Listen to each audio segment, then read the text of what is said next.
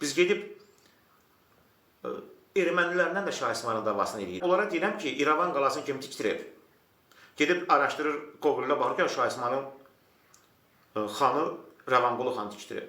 Gəlib deyir ki, Şah İsmayıl Pers olub. Azərbaycanın adiyyəti yoxdur. Erməni deyir. Deyir ki, Şah İsmayıl Pers olub. Azərbaycanın adiyyəti yoxdur. İrəvan qalası da Pers qalasıdır. Necə ki, o bizim göy məscidi şeyliyirlər, göy məscidlər Pers məscidi deyirlər, Fars məscidi. Həmçinin deyir ki, İrəvan qalasında Perslərindir.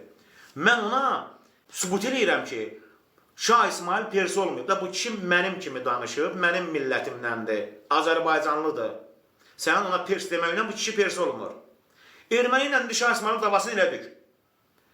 Gəlirik özümüzə, özümüzünkilər başlayır Şah İsmayılı təhqir eləməyə. Yəni siz faciəyə baxın da qardaşlar. Başınıza dönərəm, qadoyuza alaram sizin. Yəni faciəyə baxın da siz. Mən bu günləri bir Azərbaycanlıya Şah İsmayılın bizim hökmdarımız olmağın sübut etməyə xəcalət çəkirəm. Xəcalət çəkirəm, vallahi billahi.